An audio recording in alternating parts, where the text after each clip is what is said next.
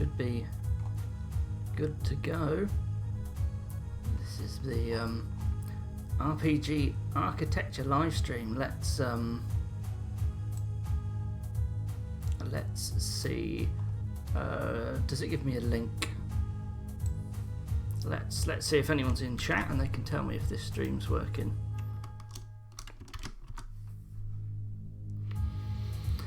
Would be good to see someone chatting. Okay. Nuntar's here. Hi. Can you see everything? Okay. There's going to be a bit of a delay, so I can see you say hi. See if you can hear me or not. Let me try.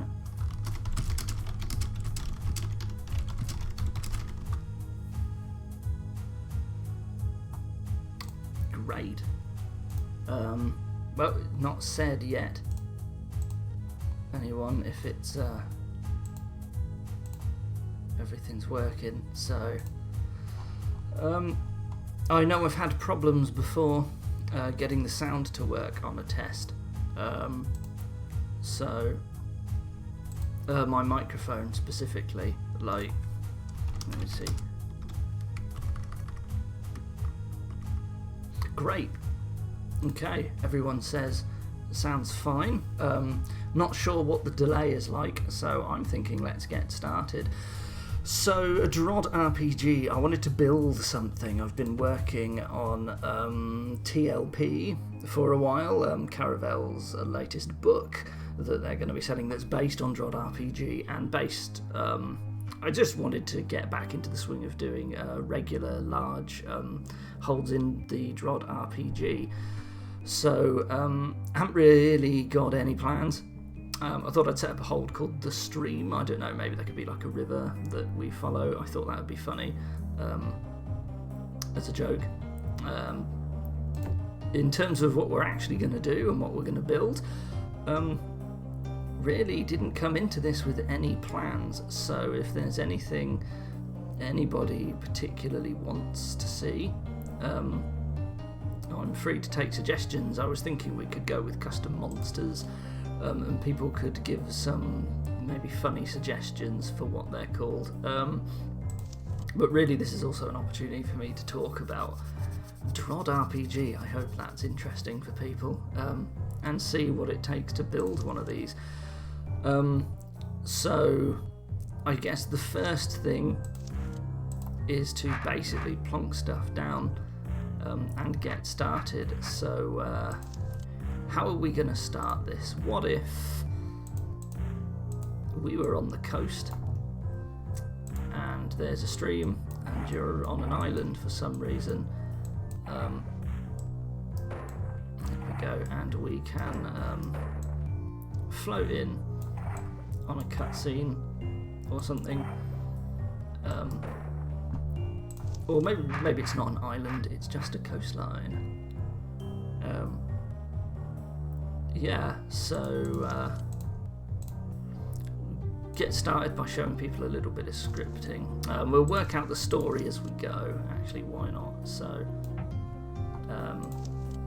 if you've never done any DROD RPG but you have played the regular RPG, this is all very, very similar.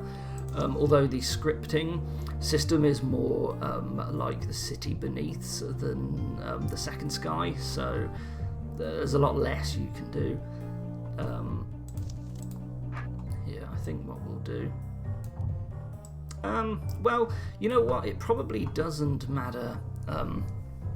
We don't have to stop the player getting back onto the raft, right? In fact, we could avoid the cutscene completely for now and just start the player. Oops. Just start the player on a raft, because we don't have to have anything on the room entrances. I normally try to avoid people from actually touching the room edges, but in RPG it does actually explicitly say there's nothing there, so it should be no real problem. Yeah, there's no room, see, so we'll just start like this. So when I start by building these sorts of RPG sets, the first thing I think about in an area is actually what monsters we're going to be fighting and what sort of stats we're going to be collecting, and equipment. Sort of some rough idea about the range of possible values that we can have and how the monsters fit within that. The values of your stats, that is. So I guess there is a decision as well. Do we want to add an altar into this hold or not? I guess I've never built anything with an altar, so I'm thinking, why not? Right, like maybe it will be okay to try it out, put in an altar, see how it goes. So I think that's what we're going to do. So I also need to consider, you start by default with these values. Do we actually want to keep those values? When you have very low stats, the monsters obviously also have low stats, and when monsters have low stats, the values change very quickly in battle. With like in terms of as you gain stats, you make very big changes very quickly. So that's just something you need to consider. Alternatively, we could boost like our starting attack for. Sorry, I'm just reading.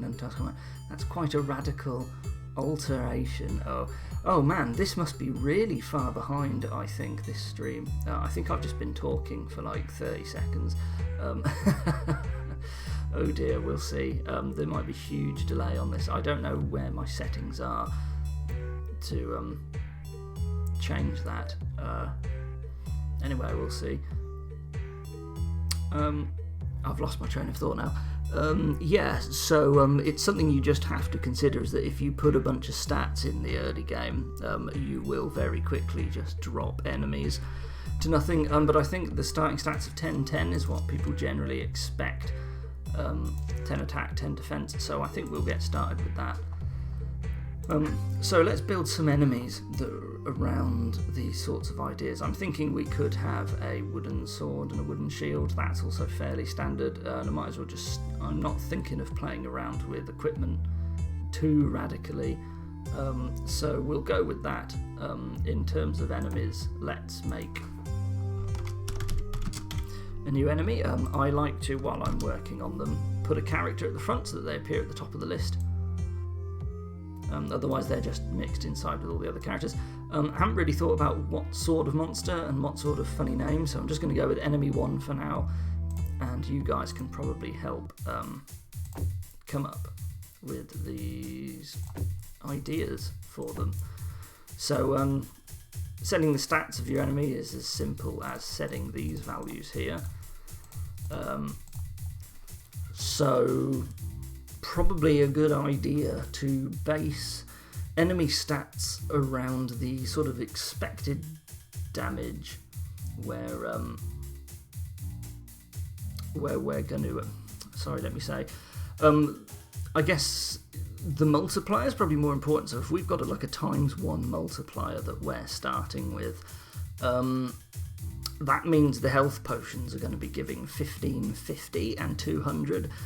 So you probably want to set monsters to dealing damage values where you can make the most use of that particular range of health potions that you can place in the level. Obviously, if they're all dealing massive damage, you're just going to be putting down tons and tons of potions, and like the small ones won't really be worthwhile. Also need to consider whether I'm going to be dealing with percentage damage, and I think we're just going to take that off. We're just not going to be placing any hot tiles or getting hit by unflicked beams in this hold. I think that's just the sort of holds that I want to build. I think it just doesn't work with those. So that's what we're going to do.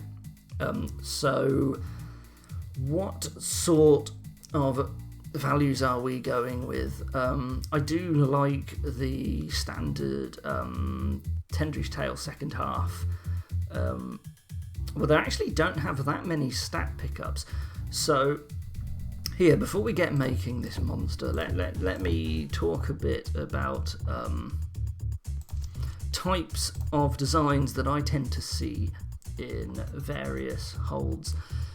So in a lot of user holds, what you tend to have is oh, hi Rachel there. Yeah, again, not sure how far ahead I am on this, so at some point you'll see hi. That'll give you some idea of how long it's taken me to react. Yeah, so a lot of designs in standard holds tend to have like fairly open layouts. So say you've got like a couple of rooms here, they tend to give you like full passage of all of the rooms, and then so you can just free to walk around. Then there's like some tough boss at the end, and so you sort of have all these setups where you just have all these monsters, and you basically pick the ones that are the best for you in what order. So you might have like this sort of thing, and you go around and you pick the ones, and then eventually like you fight the boss. So what you're doing is you're going in, you're killing the monster, you're getting stats, like you're reassessing everything in the area, and that's what I like to call the shopping aisle design, where it's literally, you know, you're looking around everything and basically deciding what sort of trades to make. In its most extreme, it is literally just all these endless like dead ends with stats, and there's a lot of stat gems placed in these. On the other extreme, I would say there is something what I tend to call like the journey or adventure type, which is what I would consider Tendry's Tale to be. So that would be a sort of level where the design is a lot more about trying to get through some like long path, and maybe at some point like there will be some sort of like option on ways to go, but ultimately, you know, you are sort of going through some like more gauntlet-y type approach, and along the way, you know, there will be ways to like gain stats and stuff, right? So you would make decisions based on how you're going to progress through, and some of those paths are obviously going to be a little bit better than others. Some of them will, like if on this silly example here you took this one, like you'd get the attack sooner, but maybe it would be more expensive. I mean, this was such a poor example because this is significantly worse than this, right? But I'm not being serious here. And I wanted to try and make something a bit more along these lines. These tend to have less stats, so we're going to give it a shot anyway. So I'm going to try and keep the number of stat gems fairly low. Tendry's Tale doesn't have that many. Let's see, Nuntar says, I think the open layout design is a reaction to people disliking exploration runs where you can't see what's in later rooms from the beginning, but after building an entire large hold in... and then I can't see the rest of that message. I guess he hit the character. Oh, here you go. That style, I think I went too far. It'd be more interesting to be somewhere in between the extreme. Yeah, so I guess one of the issues with DROD RPG to some extent that people feel, you don't really know what's in the next room. So if you've got a choice to make, you know, like what's coming up next, well, you don't know. And one thing people do is they tend to make a save and then they try and dive forward to see what's coming up, and then they say, oh, okay, this is what's over here, and then they go and they reload their game, right? I mean, nowadays, DROD RPG, it was updated a few years ago so that once you see a room, it will actually be there on all future runs. So I don't think that's as big a problem as it used to be. But at the same time, you know, in addition to that, something that I think people don't really make enough use out of, there is a scripting command to reveal rooms. So I think, where is it? Add room to map, full room reveal. So what you can do is, here, okay, I have got that room. You can place the standard map object, which is a bit terrible in this game. As you can see, it'll tell me there's a room to the north, but it won't tell me anything about it. And what you can do is you can put a character on there who sets that full room reveal. So here you go, wait for player to touch me, full room reveal. And then I guess this guy can then end his script, right? I don't know why I'm doing this for this example. And what that does, now when you touch the thing, you have full access to view the other room. So I think that's probably the best sort of compromise. You don't have to give the map straight away.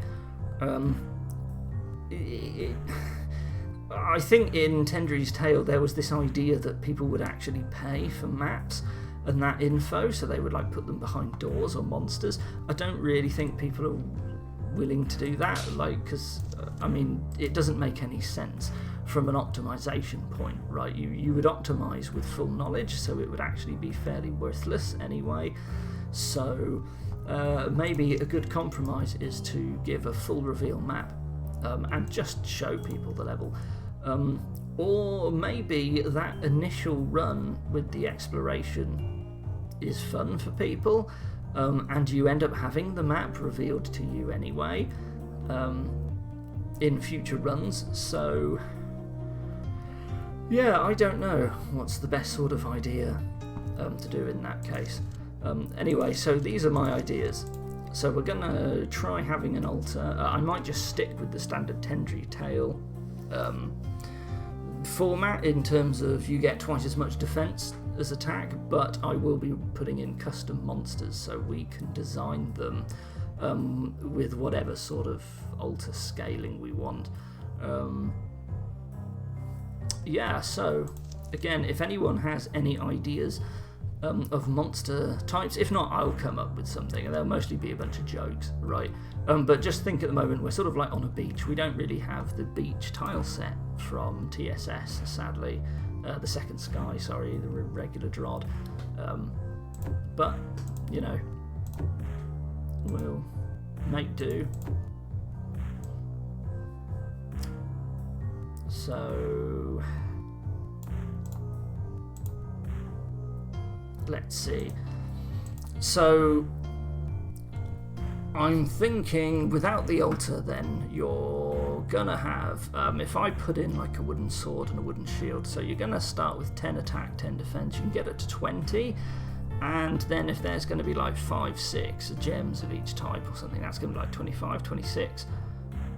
So None says, I think the exploration run is fun. I think it's easy to be a bit too influenced by the people who are most vocal. In my early RPG architecture days, I was far too influenced by Blonde Beard and the ... Yeah, I mean, my own controversial opinion, I think there are some people who like to be very vocal about RPG, even though they don't actually like it or play it that much. I think the early exploration is fun as well, so I might actually just not give a map and let people do the exploration, and we'll see. And if the feedback is that it sort of, isn't that great, we can adjust from there. So far too much Pokemon bid, and the way he steamrolled through everything, in my mode appeared I was far too influenced by Insoluble and trying really hard to make a hold he would find acceptable. Yes, that was the person I was thinking of, actually. Insoluble has very strong opinions about a game he doesn't play. I've sort of argued with him a bunch in chat. I don't know why. I sort of don't even actually get involved in those conversations anymore. He doesn't really get RPG, so I try not to. Wow, that sounds rude, doesn't it? I don't consider his opinion. I know. Yeah, so we want a monster where we're going to have somewhere between like 10 and 25 attack. And attack is kind of the first thing you want to think about when you design monster stats, is the attack checkpoints and how gaining attack is going to make the enemies cheaper. So let's start off with an enemy who will get cheaper when you pick up the sword. In fact, let's try and make an enemy that you can tackle before you get the sword, and when you get the sword, it is going to make a difference, but it's not going to be huge. Like, he might only hit you one less or something, so something slightly more like Wraithwing. Like, so what we want in that case is we want an enemy that either's not we're going to need an enemy who probably wasn't hitting us very many times originally. The less they hit you, the larger it is between their attack checkpoints. So we are going to have an enemy who is already fairly close to only hitting you like once. And he starts off like hitting you twice. That's what I think we're going to go for. So we're going to, not at 0. So we're going to give this guy, if he's still hitting you once at around 25 HP, let's say that he has, we can consider defense here. So he's probably only, so if you have, this is tricky. So if you start with 10, and then you're going to gain about 15. Okay, so I think he's going to have to hit us like 3 or 4 times. Going to have to bust out the calculator here. Can I remember my little formula? I don't think you can see my calculator. We want the ability to gain 15 HP to only change his health once. So he's going to need to have at least like 30 HP. In fact, if we give him 30 HP and no defense, let's just do that. So, there you go. This dude is going to have 30 HP. Oh, I need to consider, of course, when you don't have a sword, you always attack last. So, so he's going to hit us quite a few times before we have a sword in that case.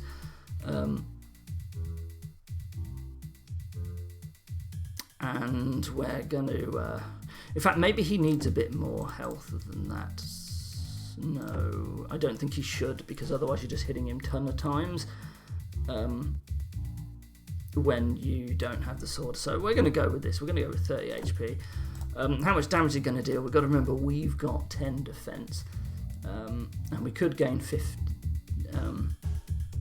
we could gain at least 15 more-ish. If we're not using an altar, so let's go with 35. I think this sounds a bit reasonable. I haven't really thought about money or rep yet. We can come back to that later. It's not important now. So let's put this enemy down. We've got to make him visible. And what we're going to do is we're just going to have a look and see how this monster works out. So here's our custom roach. Without a sword, 75 damage. I think that's reasonable. 5 attack for faster win. So when we get the sword, he goes down to 25 damage, and getting more attack isn't really going to do anything.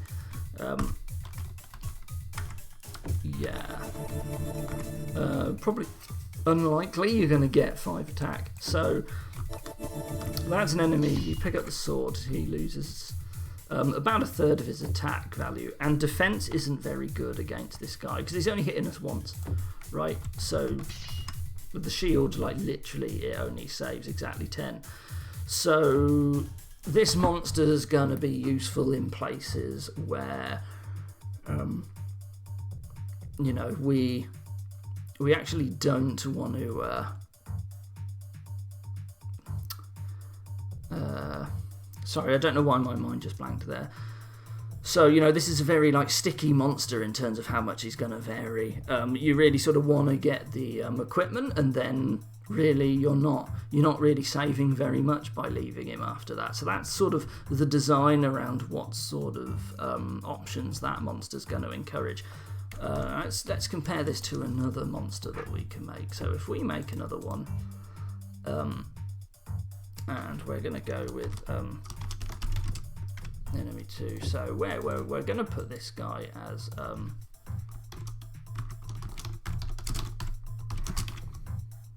until we come up with a good. I don't like enemy 1, enemy 2. So that's that guy. Now this one, on the other hand. Let's say we have a monster who's gonna do better with defense. So what we want from that is we want a monster that's gonna hit us a lot. So let's call him Death Scaler. So we're gonna need to make him look different. He can be a water skipper, I don't know. Well, let's make him a wubber for now, because I haven't decided what these guys are going to look like. If you want a guy who's hitting you a lot, either you need him to have a ton of HP, or you're always going to need his defense to be quite close to your attack. So basically, so we're not actually hitting him for very much. Obviously, if you go the defense route and not much health, then you're going to end up with an enemy that really does change massively as you gain attack. So I think early on in the game, when your stats are low, you sort of kinda have to give monsters that don't have much defense, or they just change too much. You can shift right click to remove elements from every tab simultaneously. You don't need to dance between each tab. Ooh, is that true? So if I have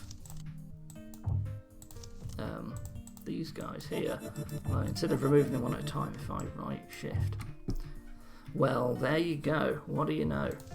Thanks, Rachel. All this time, I didn't even know that was a thing in the editor. Well, isn't that embarrassing? Yeah, so if we want a monster that's going to hit us a lot, I think this guy can have some defense, but it's probably not going to be very much. But he's going to need a lot more HP than the other guy.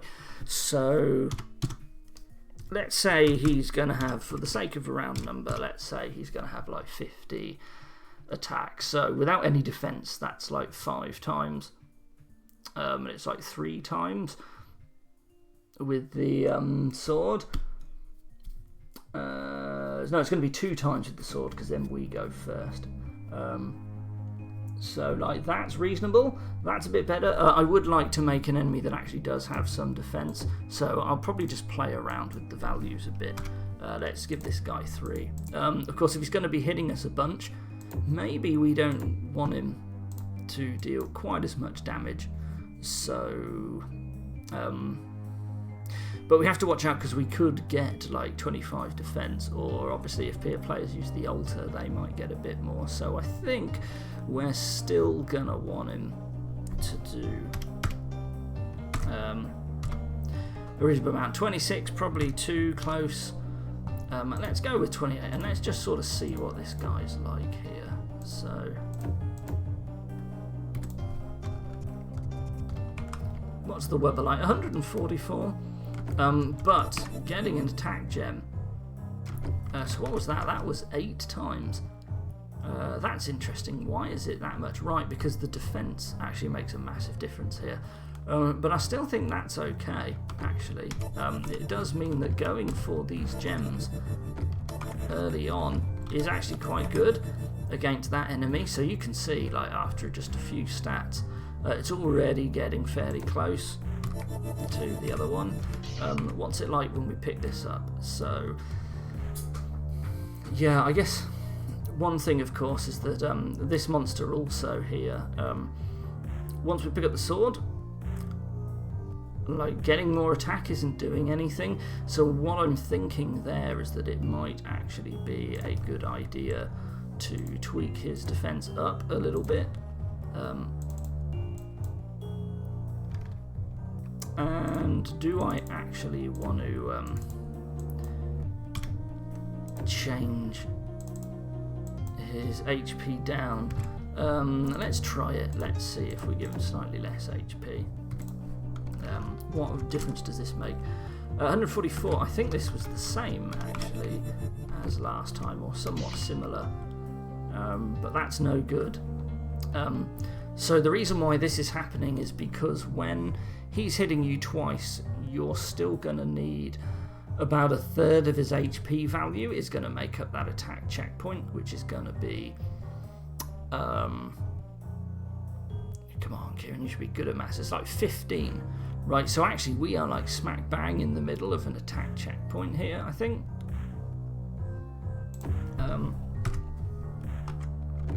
Yeah, so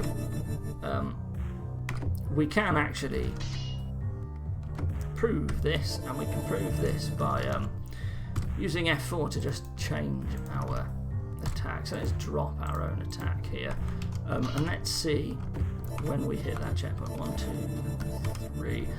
No, it is 8 attacks, so I'm talking absolute nonsense in terms of my math. So that means that we just barely missed it. So what that implies to me is that actually this guy should have a little bit more defense.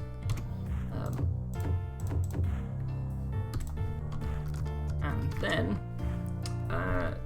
it's quite a lot, but it's not unreasonable. I think that's sort of similar. Actually, I wonder, has this guy ended up with very similar stats to a standard Wraithwing? 3 defense, 35 HP, 38 attack. Yeah, so it's sort of like a less damaging, higher health Wraithwing. It sort of, yeah, does follow a similar sort of archetype. Well, that didn't help at all. And so I think in that case,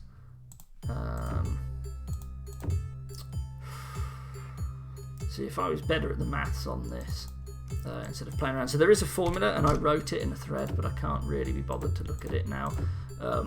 Which I should probably do for the next stream, and this would prevent a lot of trial and error. So this is better. Yeah, because what that means is that then if we collect some gems a bit, we do end up going down again.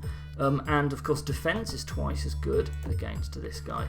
It is just a generally more dangerous monster than the other guy, but that's fine.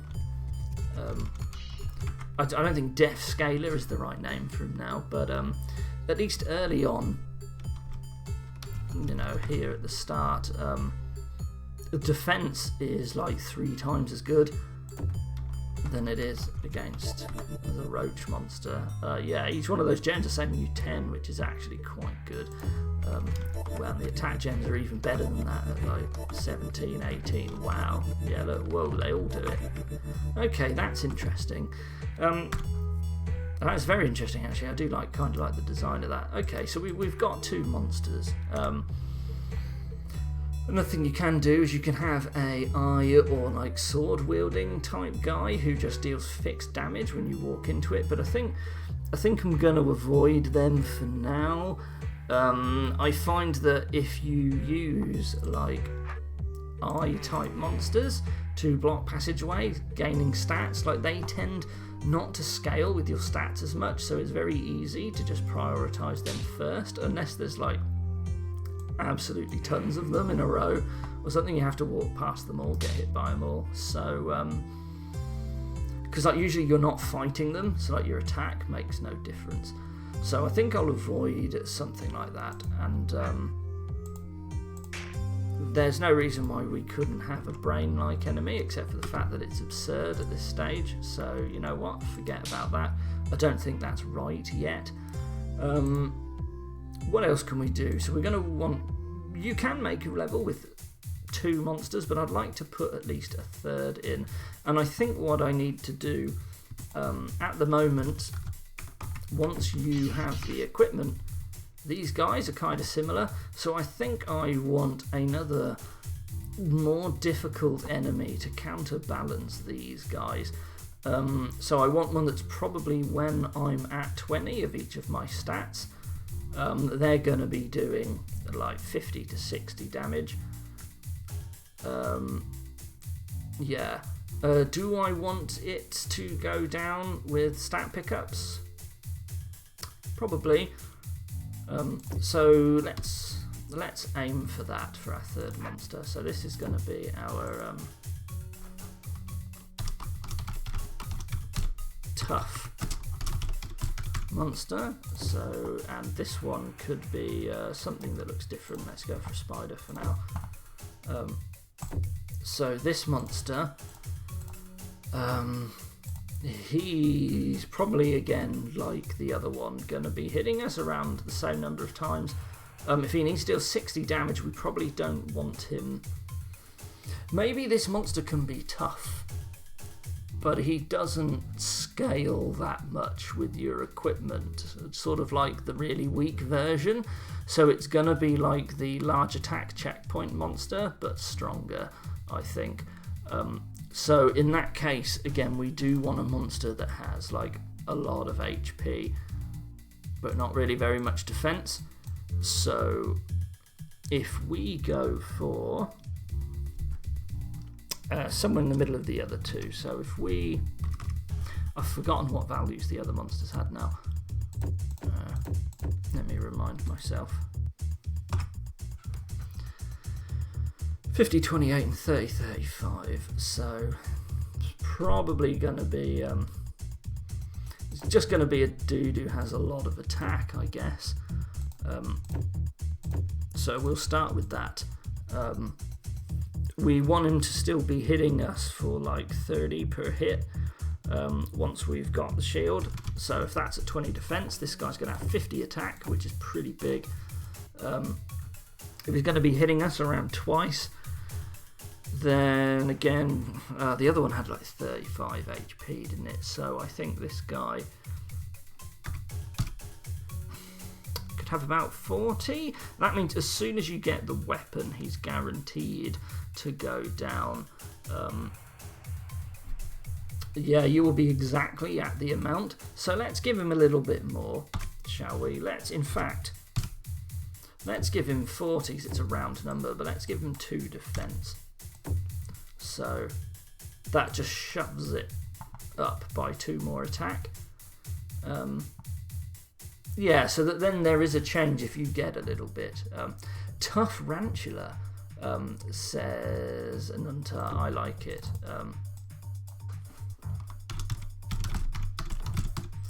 Tough Rantula. So there we go. Oops, I'm going to just put a star at the front of his name for now. So he's a spider. Make sure I didn't actually change any of them, because I always do that. Again, I'll think about gold and rep if we decide what to do. I don't see any reason to change these monsters' colour at the moment. I do sort of like how they look originally. There's nothing else to change on this guy. So, oh wait, yes there is. Of course, we need them to face the target. That's so that he actually moves and turns to face us when placed in the room. So the tough Rantula. Let's check this guy out. See, so you can see that this guy is turning. 200. This is quite cool. So this guy here is very similar to the Wubba at first, but when you get the attack and the defense, he's very different. So this guy here just scales a lot slower. He scales downwards a lot slower, and the reason for that is because, I guess, I was going to say it's because he's got more health, but he actually doesn't. No, it's specifically because he doesn't have as much health. Means that we are already at the very close to the final checkpoint, when just before you go down to free killing them when you strike first, because you've got a sword. It's actually equal to half of their health. So we know that the next checkpoint, when I pick up 2 more attack, it should say 20, and it does. And that's because we are now at the final attack checkpoint for this guy. 30 isn't so good, actually. I think I want him to go to 60 when I get those 2. So actually, well, I want him to be a little bit stronger, actually, I think, because it seems reasonable that he won't be dealing that much, and he's not very tough. in this case. So let's actually put him up a bit more, I think. I think I'm okay with the rest of those stats. I guess the next thing is there actually any point in getting so... Okay, well he's not quite the same anymore when I do that. He's not actually very similar to the Wubber, so that's a bit sad. But yeah. Maybe I preferred him how he was. Actually, you know what? I think I do. I think if the player's going to go around picking up all the stats, he should actually make the enemies cheaper, so I've changed my mind. And I sort of liked how they started off somewhat similar, but you're rewarded more for holding on against the Wubber than you are. Yeah. However, it looks like with these particular stats, getting the rest of the attack that might be in the level actually makes no difference at all. The way that these monsters have hit their attack checkpoints, more attack isn't being very useful, so there's a definite gap in my monsters there, so that means that I should be looking for a monster that has another attack checkpoint, and that could be some mini boss thing like the Mud Mother is in the is it Homelands, the first level of the second half of Tendra's Tale. So could consider something like that, an enemy that you're going to fight a couple of times who has an attack checkpoint there. So let's go for a fourth monster. We could actually make a custom Mud Mother, but it's a bit of a pain, so I would rather not. Let's see. This is a really interesting approach to RPG design. Create your monsters first and put them in interesting choke points. Yeah, because, I mean, in a way, the monsters are the key part of RPG. Like, you know, the doors don't scale. They always have the same sort of cost, but the monsters change, and it's the interplay between your stats and your monsters and the paths that you take, and all that's really what's going on.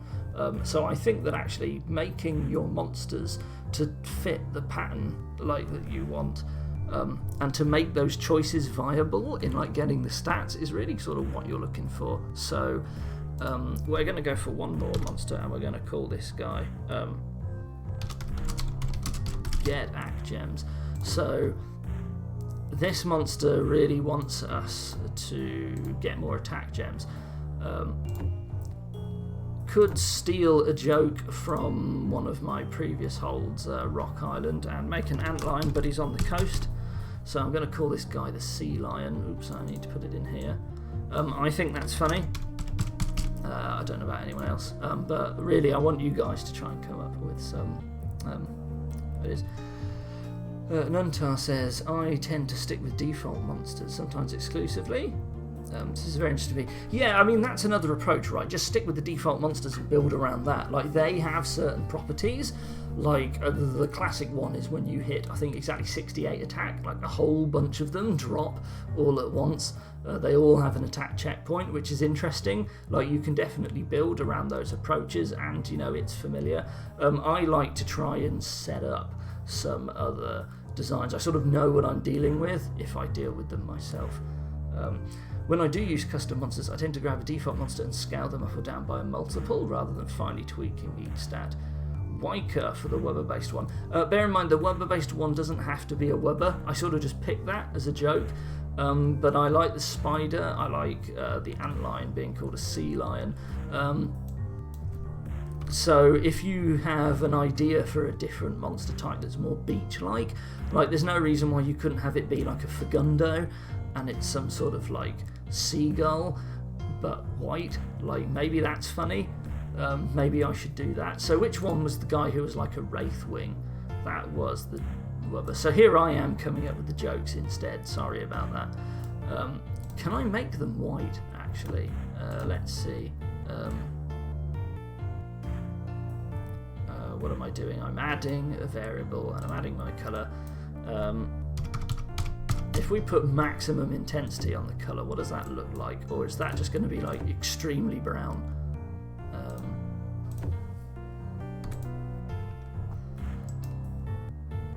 And that guy's going to be the seagull. Yeah, it's kind of funny, I guess. Doesn't look great. He's very shiny. He's not a white. but there isn't a white bird. We really need like grayscale versions of these monsters, I think. That's a. I could do a Wyker though. I guess with the roach, we could do that. I don't know what a Wyker is for the Webber-based one, but I think we'll do that. So we'll do that for this guy. And I think this guy I'm going to call Seagull. I guess that's not funny because that's an actual real monster names. These are, but they're different and they're sort of beach based. So there we go. Hopefully I won't forget which one is which. So right, so we were working on the sea lion. So the sea lion specifically wants an attack checkpoint when you're going to have like 24 attack or something. So we do care about a very specific value here. So that means we are going to have to tweak this guy. Excuse me, I need a drink.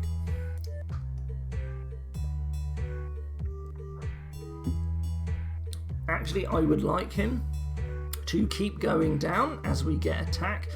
That would be another defense-based guy, but more so than the seagull.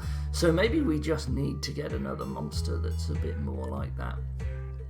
Or yeah, we just make a regular monster and we tweak the attack. So let's go for a sort of value we don't have yet. Is 40. Let's pick this guy as the sea lion.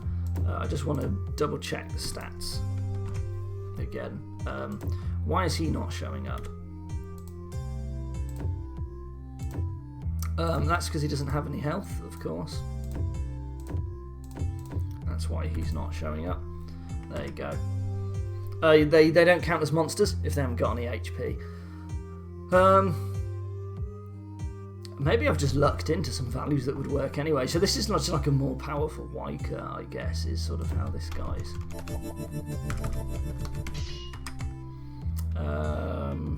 Oh yeah, look, I mean that's absolutely wrong. Right, like he probably wants to have like 5 defense. Let's try that. Like let's literally just try those values and see how they work.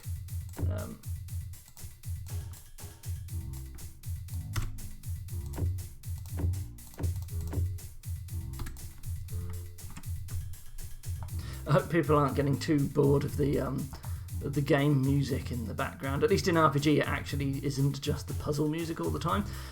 So this sea line's really powerful at the start, just by the values that we've picked. I wanted something sort of in the middle of what we have. That is quite strong. So he's probably just non-viable to fight early on. However, looks like... yeah, he drops. To a reasonable amount. You know what? That's okay. And he does have... in fact, he ends up better than the tough Tarantula even. But if you get more attack, he halves his value. So I'm not 100% happy with how this guy's at the moment, but we're getting close. So what about if we...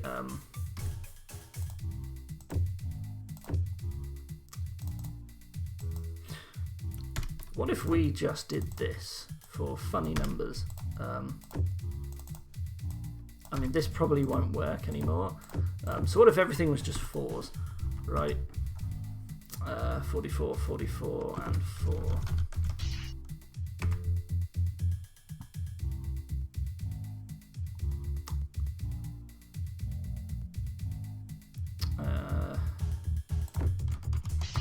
So this has left me with 6 attack for faster win. That's no good. So I'm going to need to drop his HP, I think. So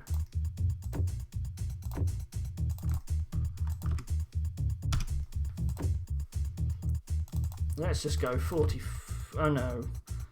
Well, you know what? Let's just do it. 40, 40, and 4 instead of 5 that we had before. Richard, make sure your custom monsters don't look like normal roaches, otherwise player might confuse them for the default enemies. Not look at the stats. Well, I mean, there's only so much colour tweaking you can do without it looking atrocious, and I think if the monsters, like, clearly there's like a wubber in the starting set of monsters and like no roaches, I mean, it should be fairly obvious that they aren't the standard. And then as soon as they take a look at the stats, which you're always going to peek at the stats, it then becomes obvious that they aren't.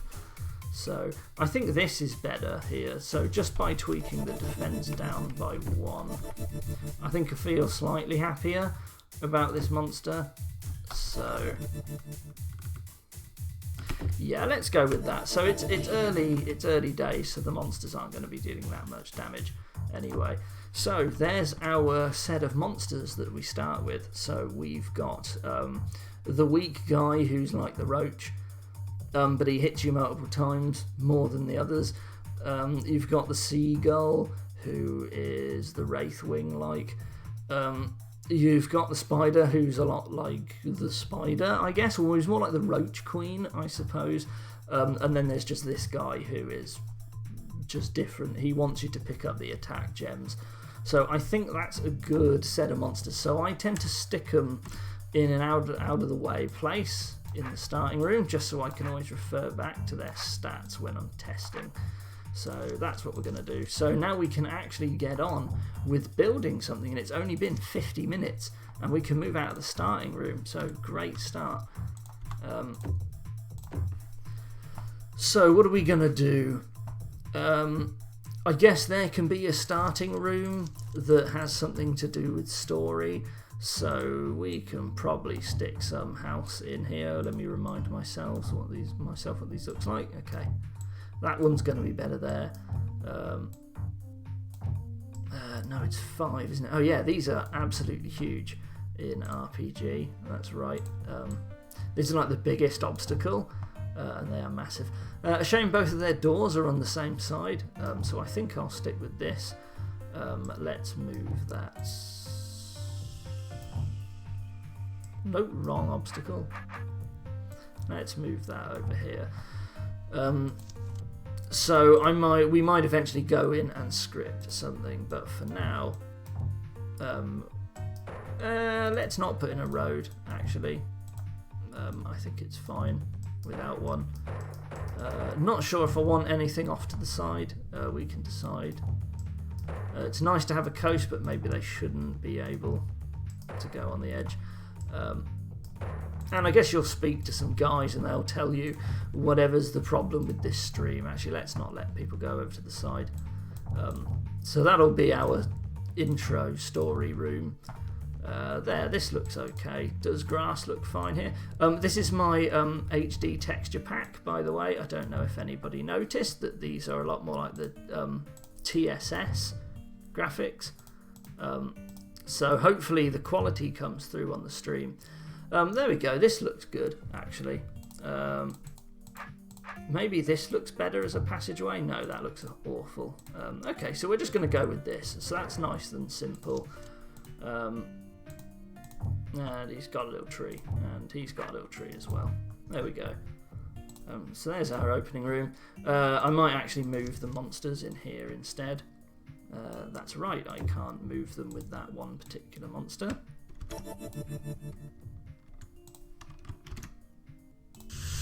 There we go. Yes, the textures look brilliant. Cool, thanks. We can actually take these out of this room. There we go.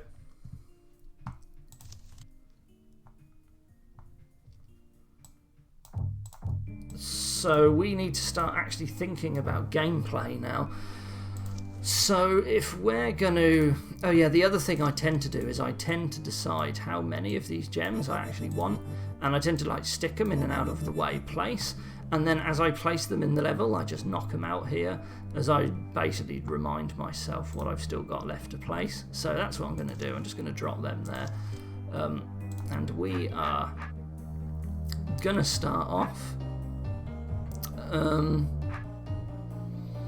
Let's make sure there are some choices immediately. So we're gonna have the path carry on as normal through this room, and there's going to be the weak enemy in there. But there's also going to be a side passage that has the Wraithwing like, or maybe it just has for now 2 of these guys. No, I like having another monster now. Let's do that. So we're going to have a seagull, and that's going to lead us off to another area, but ultimately that's sort of going to join back up again. So let's... I'm just slapping walls down, isn't this terrible? This looks real bad. The thing is, you've always got to condense it into a choke point with the monsters. So we're going to have a choke point here. This path's going to come up. I guess it should be sort of a rocky outcropping. It shouldn't have straight walls. And there's going to be another path over the side here.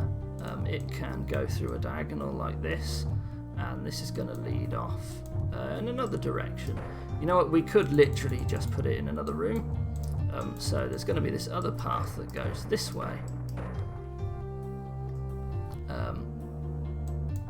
And there is also going to be some health in this passageway, because that monster's quite tough at this stage of the game. So the thing with making altar based levels, of course, is that you're free to just slap a load of health in the early levels, because that allows you to not take the altar. For the seagull, how about an ill turn? What's the regular animal based on that? Can't remember. Wow, how bad does that sound? I don't know if that's an like an American bird that I've not heard of, but I'm happy to go with that. I much prefer other people's suggestions to mine. Whoops. An ill turn.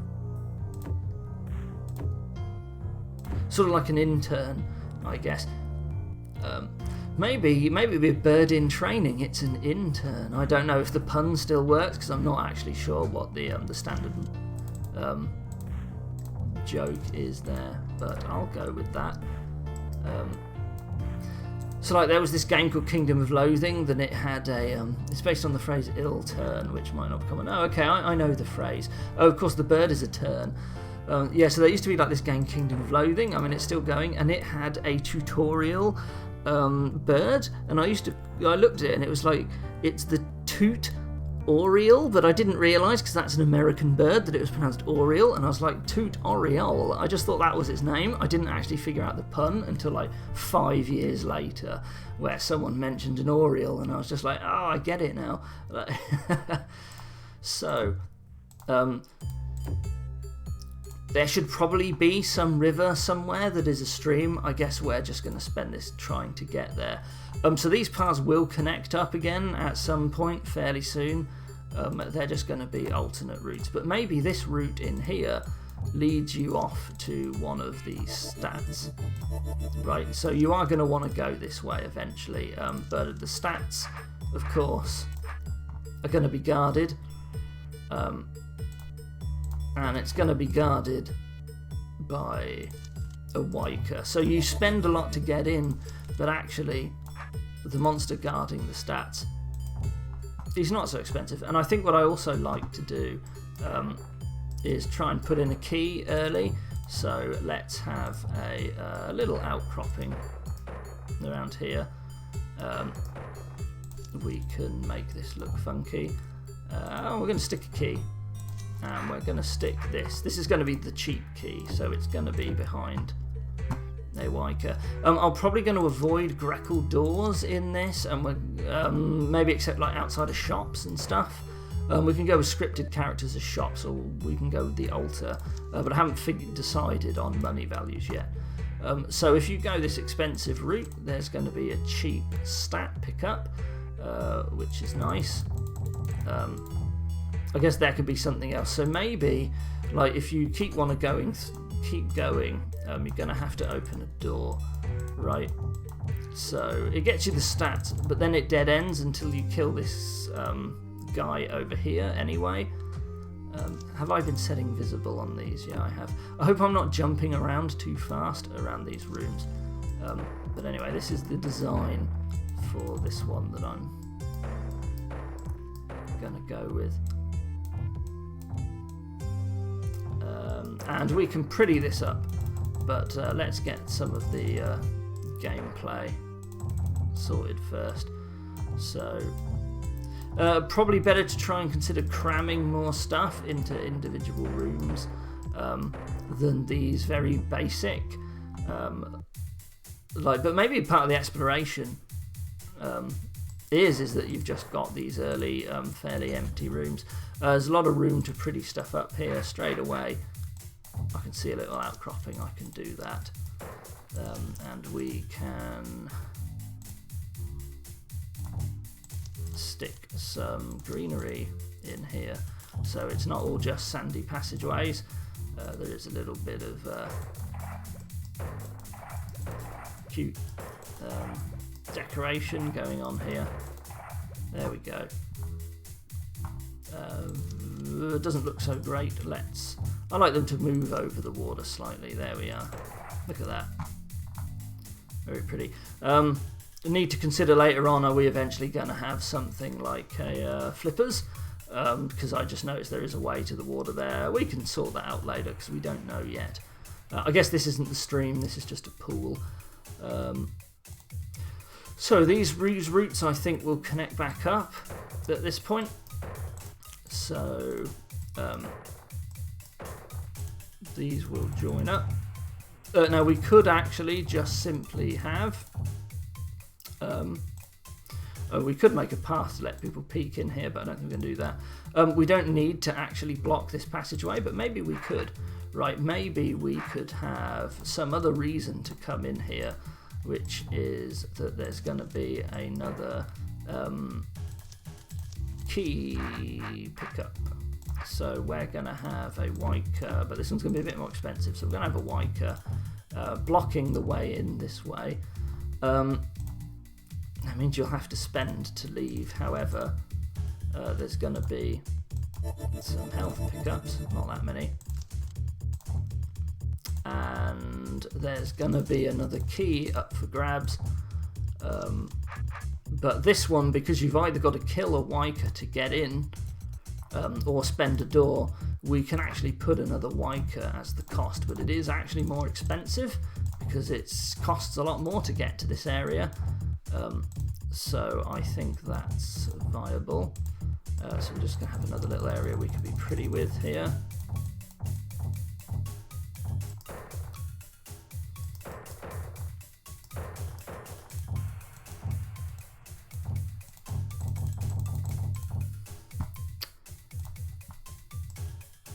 So if we go down the basic path, what are we going to have? We could tempt people with something. Oh, so something I said I would do when I put this in. I would just knock one of them out. I think there's more exploration we can go. If this is sort of thought to be part of the main path, you see, something we could do. This room could split off into some other routes. However, there's going to be another door in the way this way, so you kind of don't want to open this door and this door, so you'd rather pick one. So maybe this will be interesting, because if you've got this area open already, you might prefer to open this door first. I don't know, maybe that doesn't work out actually, maybe that's not so good. Maybe what we can do is we can make some way of making it cost more, and we can do that by putting one of the more expensive monsters in. So let's stick the sea lion in here. So yeah, so now you've got reason to maybe want to go through the door down south, and if you've already gone that way to get the gem, then maybe this will be quite appealing.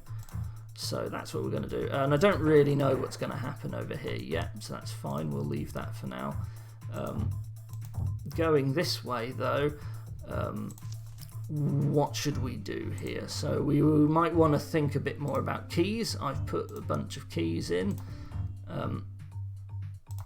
but nothing to spend them on yet. So something I like to do is to make sure there's always going to be some sort of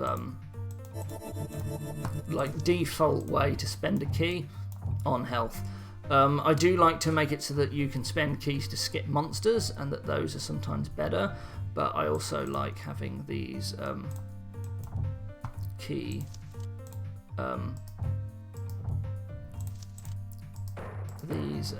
key door for health trades available. This is a little hut now, apparently. That's what I've decided to do. There we go. We can move this over a bit there.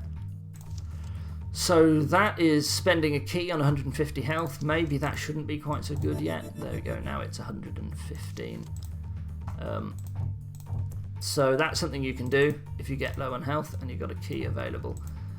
This part's just going to go off over here. And we are now...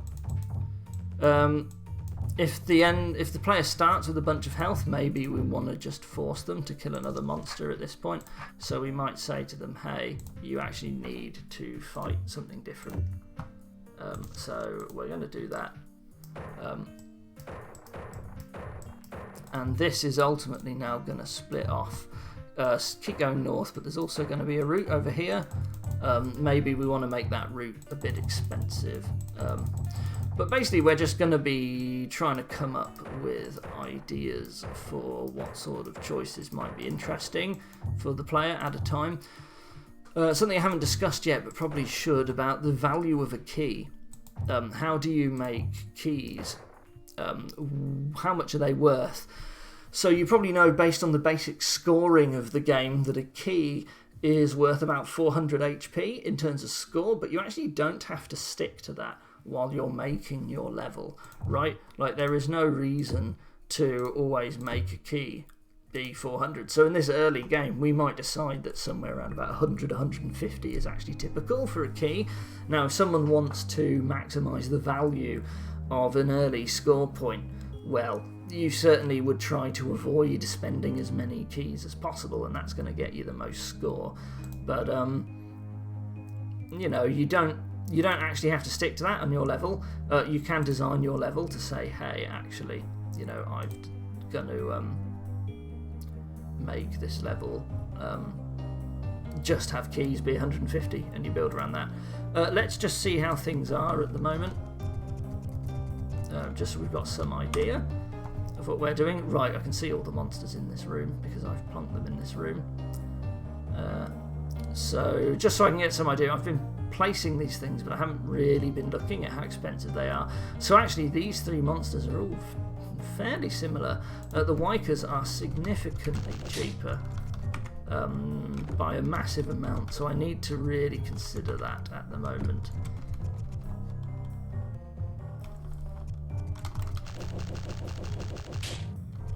Yeah, so I am gonna need to put in some health for a top up, because there aren't other things for the player to do to get that health. So let's put something in up here. Actually, in fact, we don't have to put it in up here. We can put it down here. In fact, why don't we do this instead? This is more interesting. Let's make another way around. So instead of fighting one of those, there are two Wikers, and there's 100 health in there. So that health's going to be great. If you come back later, you can just kill one of these guys and pick it up. On the other hand, you know, in terms of the health that you have, it is actually cheaper to kill two Wikers and you get your health back. So maybe that is too obvious. But I guess at this stage it doesn't matter if it's too obvious. Like, it is just straight up cheaper. Is it cheaper if you've got the attack?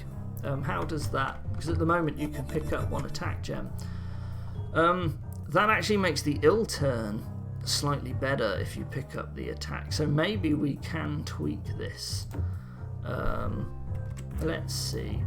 Let's to try and make that interesting. So let's get rid of that health, and let's try and put a reason why you might want to go for this monster instead. So let's put this monster at the front, and this is going to lead you to a passageway with 50 health, and there will be a door that you can open. In fact, let's not use yellow doors. Let's instead use a trap door over water and a red door. So there's no ambiguity there. So if you go this way, 50 might be too much. Let's see, 'cause that's 130 versus 150. I want to try and make it so that so there's 15 health. There you go. So now it's not quite so clear.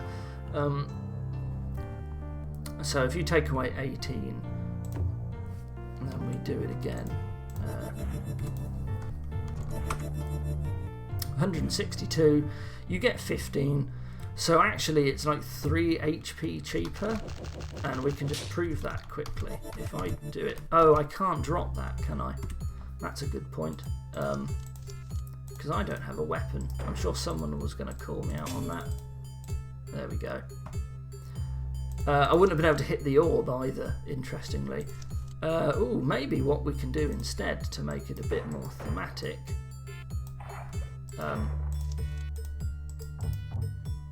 what we can do is we can use a platform. There we go. Yeah, I like that. I think that's a bit better. So now, if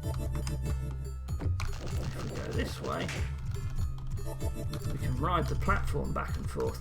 So we get 353 if we go that way. And if we go this way, we have 350. So it's only 3 better going that route. But it does require... So if we take the attack, it's 18 cheaper. So actually what I'm going to do is I'm going to add an extra potion, which is 15. Because if you haven't picked up the attack gem, and that's 350, which is the same, but if you have picked up the attack gem, then this route actually saves you 18 overall. So there we go. So I think that's a nice early game decision. Do need to be wary about health, except I don't, because I put a big health potion behind this guy. So I think we're fine for now. We'll stick with 500 health to start. Like a lot of these user-made holds, they give you a bunch of health to start and then you lose it very quickly. I guess that's just what we're doing here as well. Sorry, I need a drink.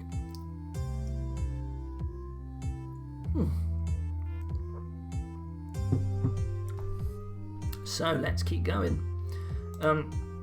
Just slap stuff in when you're playing RPG. That's what you do when you're building. Just have little thoughts like this, little passageways, and then keep going. So I would like to do another thing over here where there's like 2 paths to get to some reward, and the reward over here could be quite good.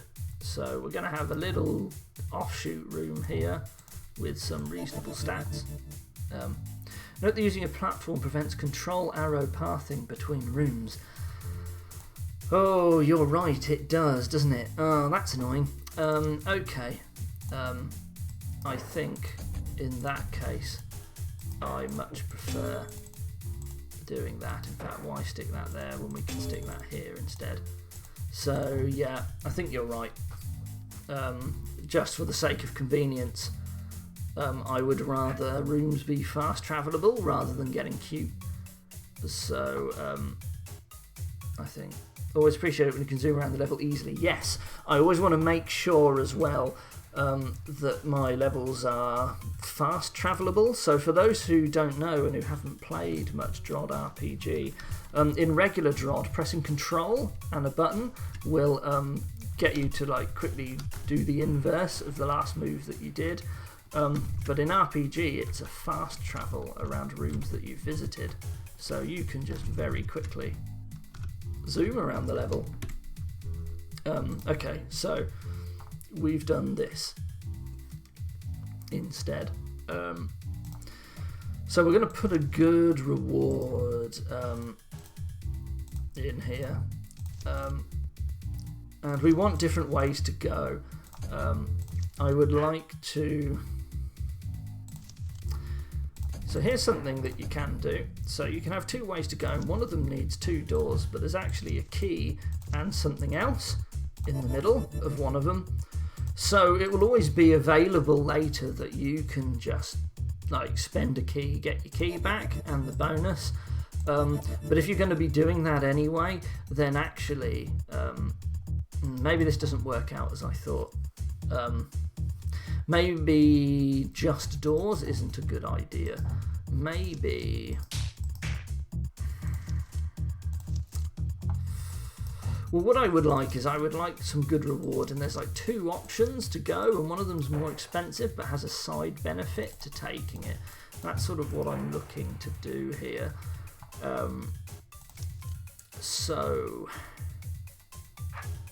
Or maybe it is just that there's a nice bonus here, but one of them just scales better than the other.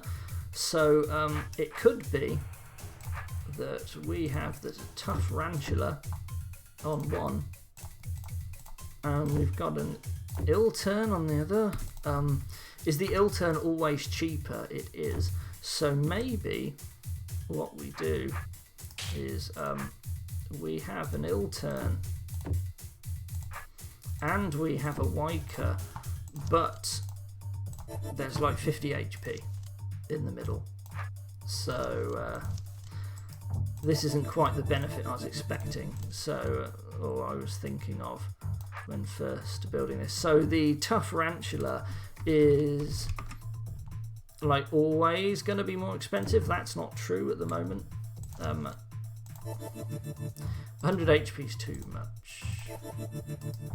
50 is fine. However, if you go the tarantula route, there is something else that you might be able to get. So this room, we can do what I was going to do in the last one, where if you go the tarantula route, there is this blockade of water. Because this isn't a pass-through room, we're free to do this. So you can get these bonuses, but also there's going to be something else you can get now as well. So actually it helps you pick up this little sandy outcropping, and on there you will find a green key. So in fact, I am going to boost this up to 100. So that is a lot cheaper to go that route to get these bonuses. But if you kill the tarantula, then you get the green key and on the way, and maybe that'll be cheaper. Like, it helps you get the green key earlier. You don't have to kill these monsters and then kill the tough tarantula as well. So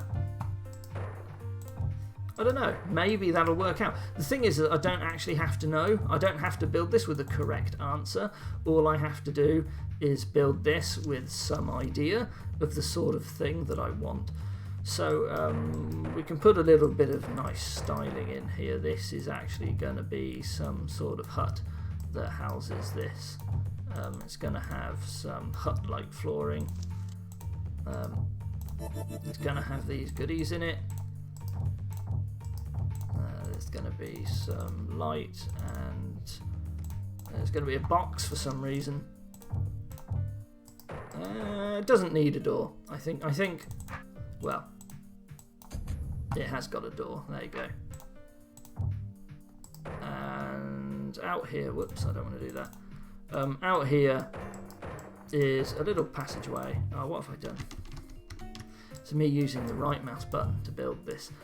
And it looks like it's going to go somewhere, but it actually doesn't, because we're going to seal it off in an obvious way. So actually there are these monster rocks in the way, and there's basically no way you're ever getting through. So there we go. Unambiguous. You can't go this way. In fact, we're going to actually seal that off completely in both directions. There we are. Maybe one of them could be water.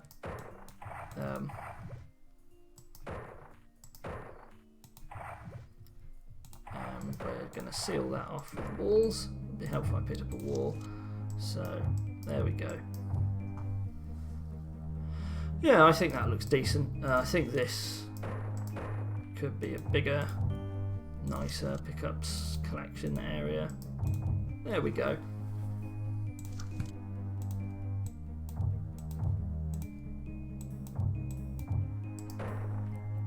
I try to make my walls look nice. I don't know why. There's something about trying to make natural looking areas with all the square rooms of the DROD engine. Like, I try. So if you want that defense gem and the key, it is significantly cheaper, right? It's 80 plus 75 to go this route. But going that way gets you a green. Which is actually really, really big. Like, green might turn out to be good, or maybe it's just not high priority, right? Like, greens sound good, but maybe there just aren't that many places to use it. So, I don't know. We'll see. Going up here, I might want to now consider a checkpoint. So, and again, while I'm in development, I'll stick a different character at the front. Got to make sure I don't pick like Brain. I usually pick Weber as my default. And DROD RPG, I should have a checkpoint. I guess it's up one. No? I thought I did. Where have I stored the checkpoint graphics for DROD RPG? Because I have used them before. These ones here are all stuff from the 2018 contest. Maybe I just haven't downloaded it on this computer. Be right back, hang on. Gonna grab the official checkpoint graphics. Oh gosh, where are they? I think it's in architecture. Released images for user made holds. Here we go, checkpoint tiles. This is what I want. So please excuse me. Ever since I got this new computer, I haven't actually built any of my own holds yet. So there we go, there's the checkpoint tiles. Just give this a refresh. There we are.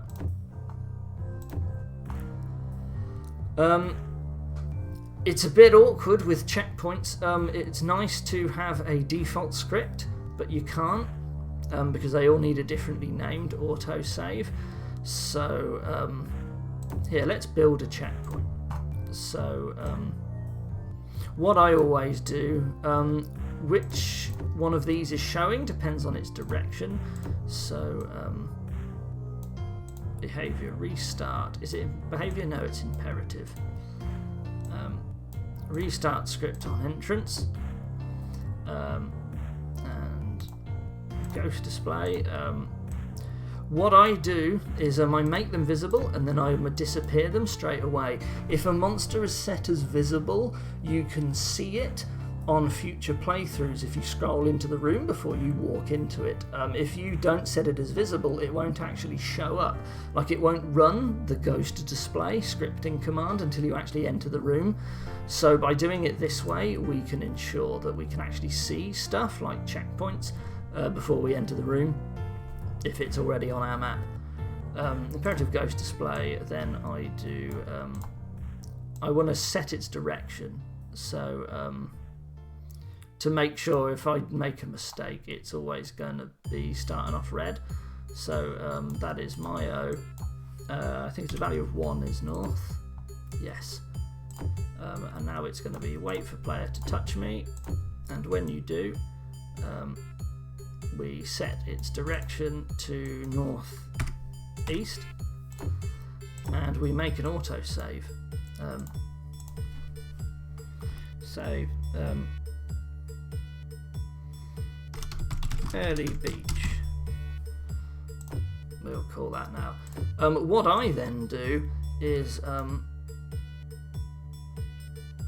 I wait for the player to no longer be touching. So I say wait while player is, and I actually set the oh right, I can't use a default because of this.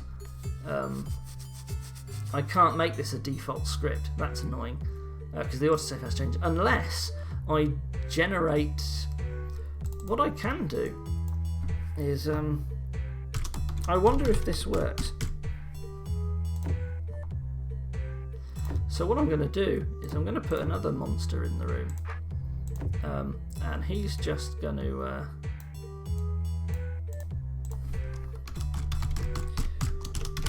add a variable called autosave name, and we're going to call this early beach, and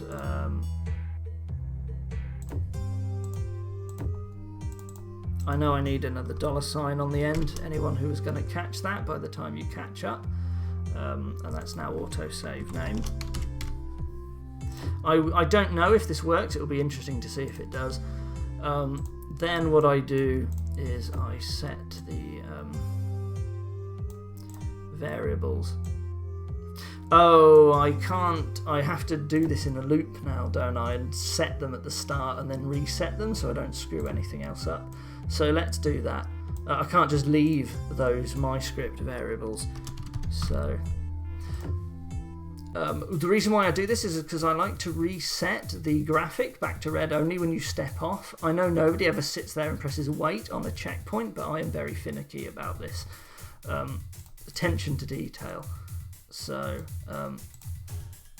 got to wait inside a loop, and then I do, instead of wait while, we're going to do an if. I'm going to do if wait for entity player at 0, 0, but is actually not at 0, 0. We are going to set the MyScript X, and we're going to set that equal to my X, and we're doing this to make this generic. Why didn't that work?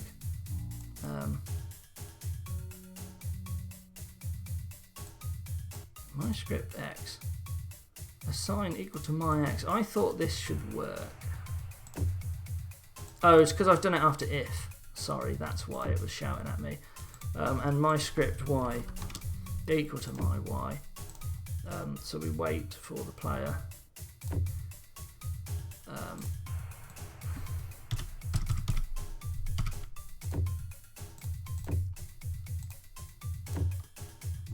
Oops, I've added that in the wrong place. And if that's the case, then we set this thing back to facing north. Oh, actually, we don't want to do that. So if he is there, then what we actually do is we go back to our loop and we end the if. Otherwise, we also have to end these, and we set him to face north, and then we again need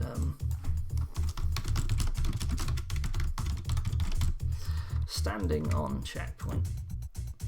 Otherwise we need a loop here. Label.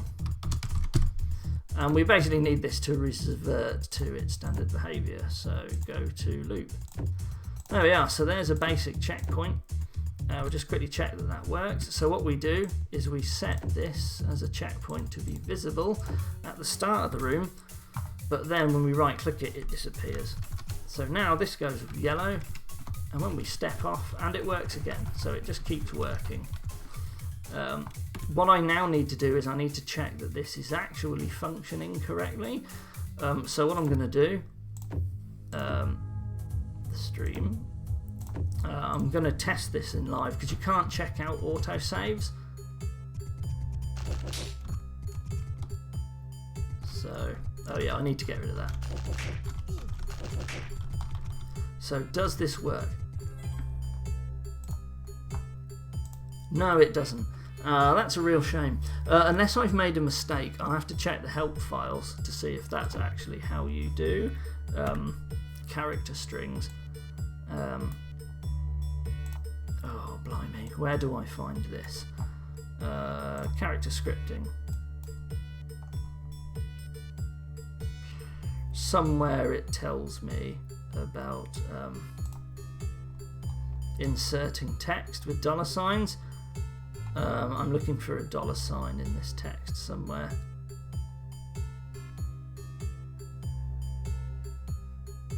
Variable names was given letter, not contain any punctuation, set underscore. Type $sign var name $sign to using vars in text. Okay, so that's sad.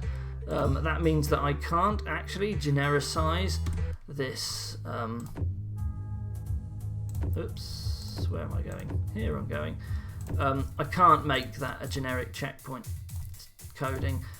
So I can have the default script in here, but what I need to do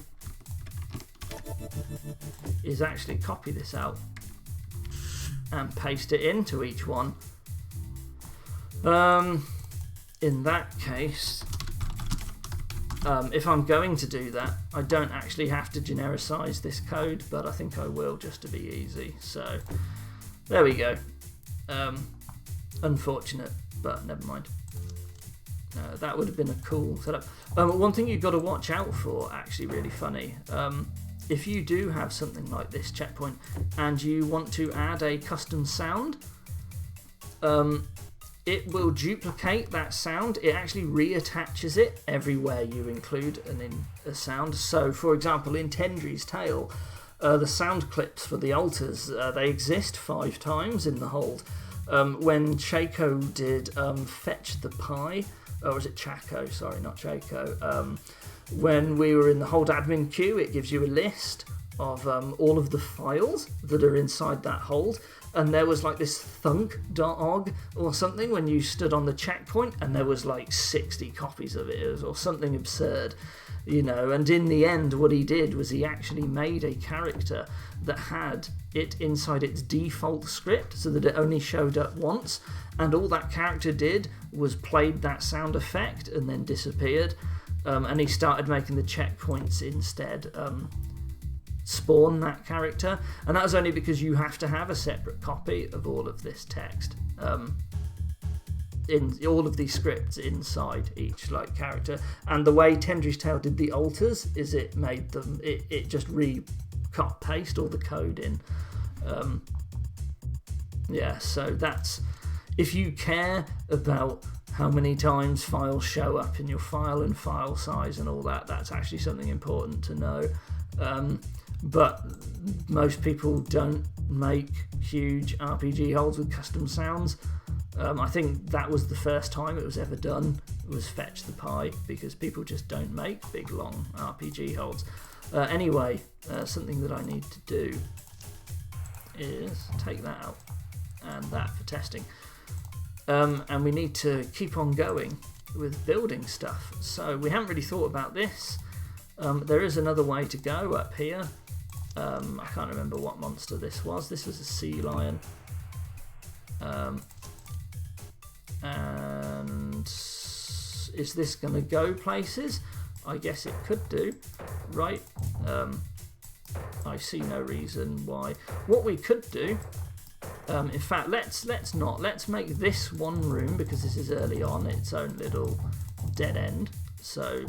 But what we're going to do up here is we're going to actually split off into separate paths. And what we could do is we could basically have like 2 paths running through the level, and you get opportunities to like flip between them by like killing monsters or opening doors. So it just gives you that opportunity to just a little bit more complex route planning, right? Like instead of killing a monster up one path, you could go up the other path and then come through, mainly because you want to pick up stuff on the other path earlier. So what we're going to do is we're just going to put something in here. For example, we could now that we've placed a green key, we could have our first like green key trade for something, but I feel like I don't really want to do that. Could be tempting because we've put a key here and we've got another key here to just have another key dead end, but maybe this one's a bit nicer. So maybe this is gonna be some hut type thing. It's gonna be square because it's not a naturally occurring thing. So and what's going to be in here? Maybe there are multiple steps to this hut. So there's going to be this main area, but also there is this tough ranchula, and behind the tough ranchula in here, you get your key back. Well, so much for spending keys, and a little bit of health. So if you spend a key to come in here, yeah, so this is something I do like to do sometimes. Like, you've got to spend a key up front, and eventually you will get that key back. So it doesn't actually cost you anything, but you got to wait for it. So this could be quite a good key trade or something, or maybe, well, it is quite good in that you get your key back. So maybe if you're willing to kill the tough rancher, you could get more than just a key. But we need something, and at the moment there's only really health. If I'm guaranteeing that this is going to dead end, I have to try and put something in here. Do I really want to go with another stat? Maybe we could have a hold where actually... so in Tendry's Tale, the second half, you actually get all of these like major pickups with quite a lot of stuff in them. But then they have like passageways that cost like multiple keys to run through. So maybe we could try something like that, and we just say, hey, actually we're going to value keys at like 100, and there just isn't enough health if you try and do this another way. Like we could just do that and see how it goes. So what I'm going to do is I'm actually going to make it so that there are 2 keys up for grabs if you go through here. But I would like to put something in here, so maybe there is a string of tables for some reason. There's going to be a light in here, and in the way here there's going to be a Wyker. He has a bunch of health. So there's a good trade available. These are all very good trades, but you're going to have to come back later, possibly. And you've got to spend a key up front. So there you go, this is my idea. Maybe there is just nothing to pick up in here directly. So Nunda says, one feature I like in Tendry's Tale is the number of passages where you have to choose between spending keys and fighting monsters. Yeah, so that's something that I would like to try and do in this hold. So after this initial opening area, which I guess I've sorted for now, we're going to start looking at doing stuff like that through this area. But this here is a central zone that's got a checkpoint in it. I need to think, when we haven't really placed many stats at the moment. It's just been an opening area with a bunch of keys and some early stats.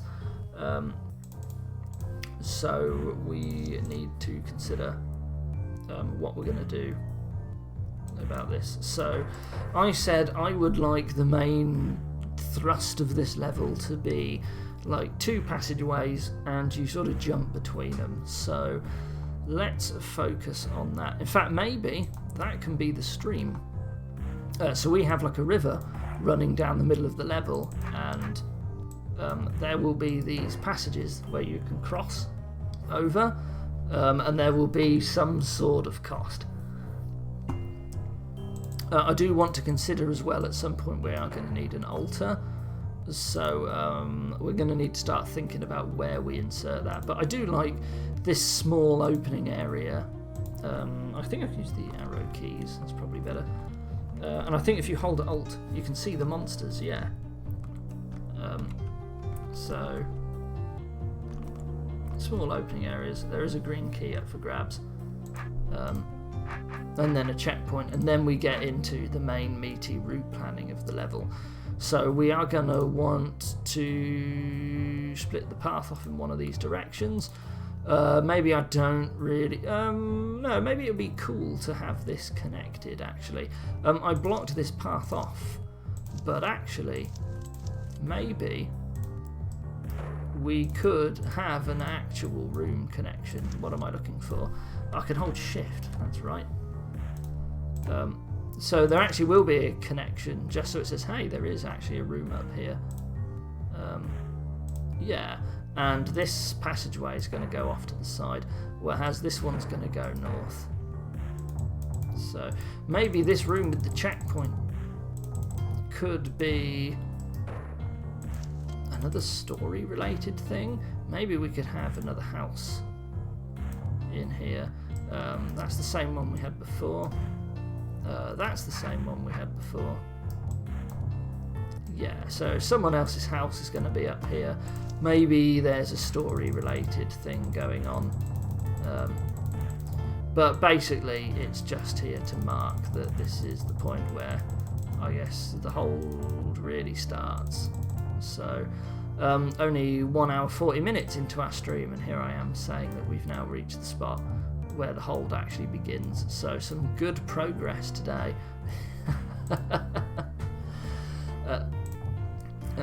Yeah, so maybe the thing is, in Tendry's Tale, actually all of the paths do fit on the same screen, and we're not making separate rooms for them. So maybe that is what I want to do. Maybe I want the paths to be thinner and to just put them both on the same screen. So I guess this guy will talk about the stream, right? Whatever the stream is. So we're going to have the stream come in, and the stream is going to cleave this level in two. Maybe this is better if we do this way. So let's see. So we're going to have a river flowing.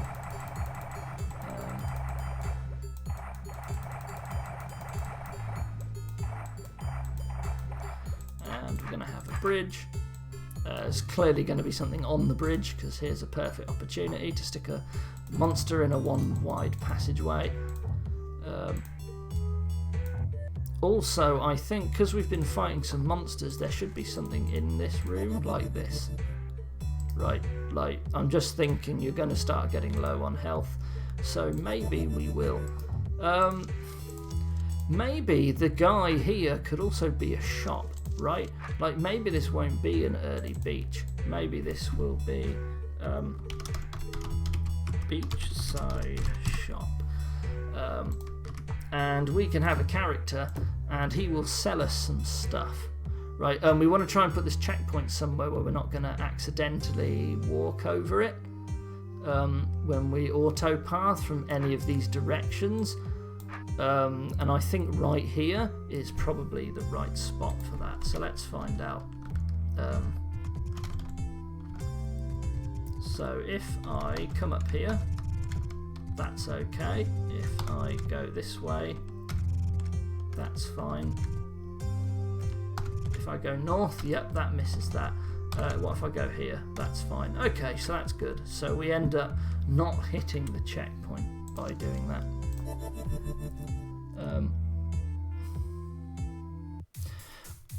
I have a question. If I ever do a stream like this, would people be more interested in me continuing an existing hold or starting a new one? So personally, I think it would be cool to see a new hold. I guess to some extent you can have a series where people get to see it from the beginning, was the point in why I did this. I would also like to see the end of Tetrahedron, but obviously I know you're working on EP, but I will throw it out there that it would be cool to see that released at some point. Yeah. I started one called Escape from Monster Palace, but I have to retitle it because another hold called Escape from Monster Jail came out, yes. People will think it's the sequel, right? Just make Tendry's Tale 2, and then just like, well, I don't understand why people are so confused, right? Like, it's nothing like Tendry's Tale. It's its own thing. Right, so this is a path.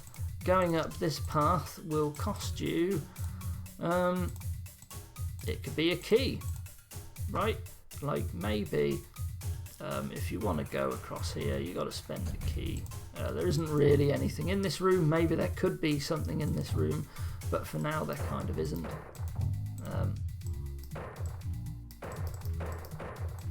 We'll come back to this later. There we go, that's fine. Got to make sure I chop that off there. There's a passageway. In fact, we can use the water to help us do that. No, I don't like the look of that as much. Yeah, there we go. At some point, maybe I want to consider a different flooring than all this orange. But we can take a look. Levendry's Tale. Oh, very good. Tetrahedron is finished except for level intro texts. Well, well. Excellent. Right, so let's not just automatically do that. Let's just do this in this new rooms. There we go. Save myself no end of hassle. Right, so we do still want this to be a new stream. This magical stream. Oh, so much for saying, doing what I said I would. There is this stream that's bisecting the level for whatever reason. So we're going to come through here at some point. That way's got a door, whereas if you go this way, there's going to be 2 Wikers for now. Yeah, why not? They will be somehow blocking the way. Yeah, and I guess there will be something else in this room. It's cool to have a passageway down here. Maybe there can be something down here. Although I think I would prefer it if actually there was something in here. Right, this seems like a cooler option. And what we can do is we can have this wrapped around, but sadly there's no way to get to it. We could still have something down here, but I don't like it so much anymore. So if you choose to go this way, there is the option of taking something else. And I guess maybe you got to come back a lot later. It's just more keys that I keep placing. Here we go, we've got another stat. So we've now placed another one. I've made this executive decision. Also, there will be health. And I can just place the health in here. But there's also health if you go this way. So that's cool. So it's a lot cheaper health-wise to go this way.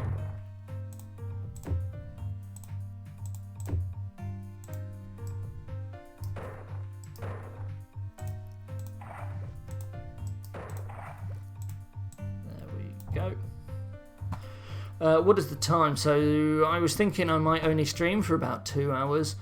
So I guess we got the basic framework down a level. Let's work on the shop for now. How about that? We'll decide with a plan for what to do here for next time. But for now, there's going to be a shop. And we don't know what stuff's going to cost, but he's going to sell us some stuff. What could he sell us? Maybe he has, and what we could do is we could have his wares hiding in this area that we can't reach. So they're just on display, and he'll sell an attack gem, and he'll sell a defense gem, and he'll sell us a key. So this shopkeeper guy has all of this stuff. We should probably give him a name. shopkeeper, and he's going to be citizen 1, but he's actually shopkeeper, and he's going to have wait for player to touch me, and this is going to be on a loop, so label loop. I guess it should start with a wait 0, because he's doesn't start at the room edge, and that's just loop protection, and eventually there will be a go to loop. So he will say, buy my stuff, please. Make sure he's polite. And I can't remember, I think you have to set your answers first, right? And the answer options, yeah, they're labels. And you've got to set them before the question. So we're going to have by attack. Well, I see I'm making a shot, but I thought we were actually going to have an alter for stats. So actually, thinking about it, this is a bad idea. So I think instead what we're going to do is he's going to have 2 large health potions and a key for sale. I think that's better, because we're going to have a alter to buy stats. So we're going to have buy health, buy key. When we first come into the room, there will be some variables. So we're going to have beach shop health, and we're going to assign that for 0 purchase. Oh, I didn't save. I always do this. Gonna hit add, or maybe we'll say there are 2 left to buy, right? And there's going to be beach shop key, and there is one of those left. Maybe we could have another inventory. What if he can also sell a green key, but it's going to be well expensive, right? Yeah, I like that in terms of the inventory that this guy has. So let's do that. So this will be shop yellow key, and we're going to have beach shop green key, and this will represent how much of them that he has.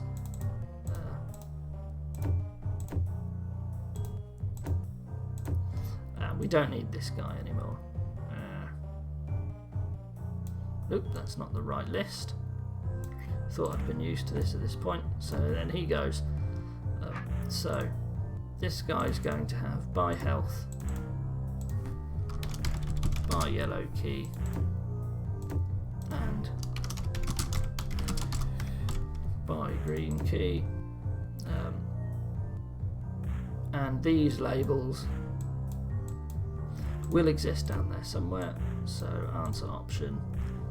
First of all, buy health. I don't know what they're going to cost yet.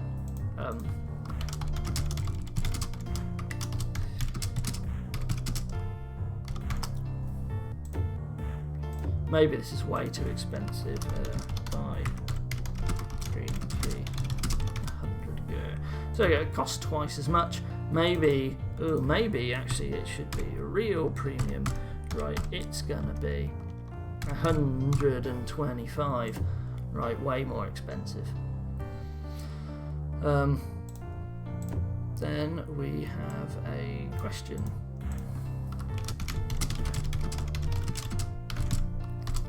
And what we're gonna do, I'm gonna do an answer option actually.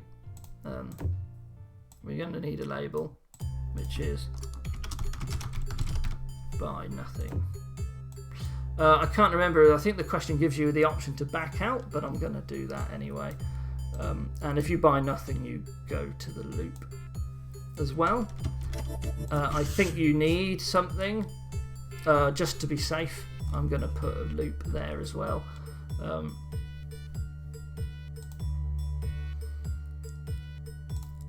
And all of these will need a go to loop within them at some point.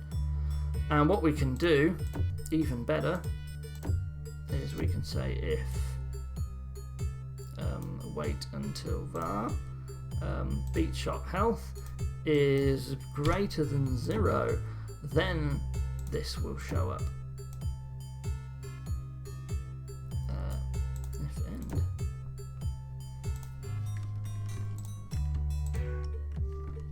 I guess I can't do that, but I can do this.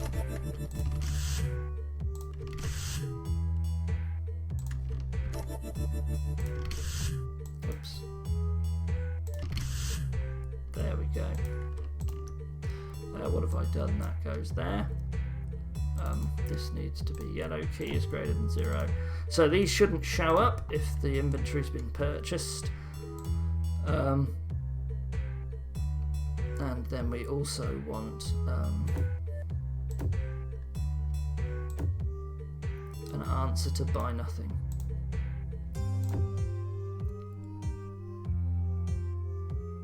What did I do there? I didn't actually give any text.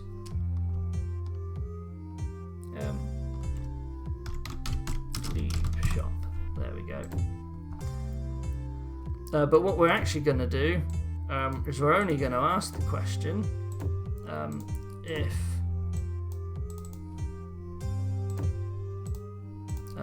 we actually have any inventory in the shop at all. So if wait until var, and I believe I can actually put a formula in here. So if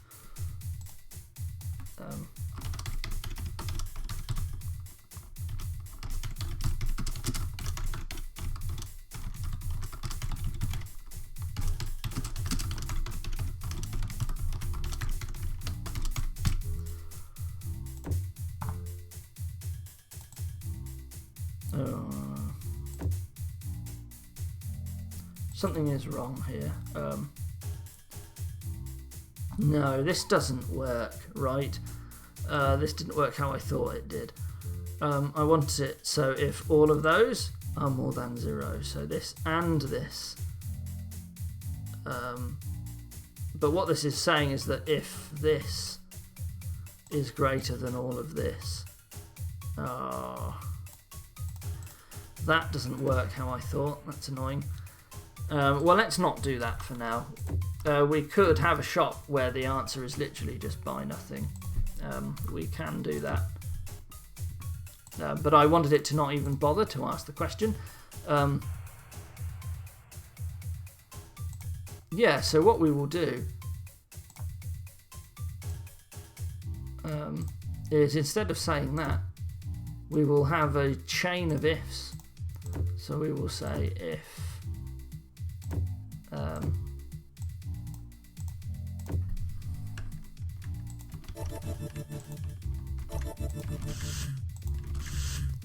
so if wait until var, if health equals 0, then we move on to this and we say if yellow key equals 0, and we move on to this, and if we say if green key is 0, so if they're all 0, then actually what we have is say I'm all out of goods, you're my best customer, and then he just goes back to the loop. So there we go. So that'll only happen if all of those are true. Otherwise, we've got this up, and now we need to actually buy stuff. So first thing we need to do is we need to check that the player's grackle amount is correct. So we have if wait until var, and that is the player's Greckles, which is here, is greater than 29, because it actually doesn't have equal, less than, or greater than, which it does in TSS. So you actually have to, if it's going to cost 30, we have to check Greckles are larger than 29.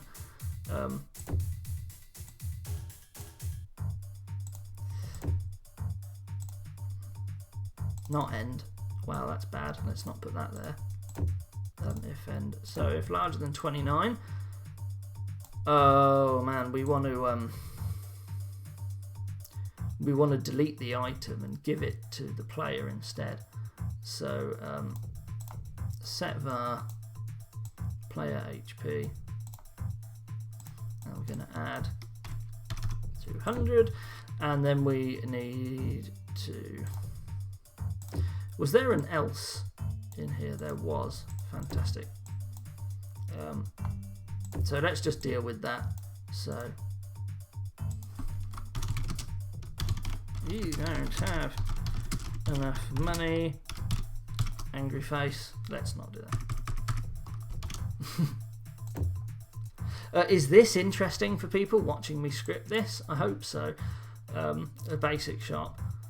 And then nothing happens. Yeah. So otherwise you add your HP. We need to decrease the variable. So health, subtract by 1. But first we need to remove the item. So we need to build remove item, and we've got to pick the right one, which is slightly annoying. So if wait until var beat shop health equals 2, then we want to move the further away one, else remove that one, if end.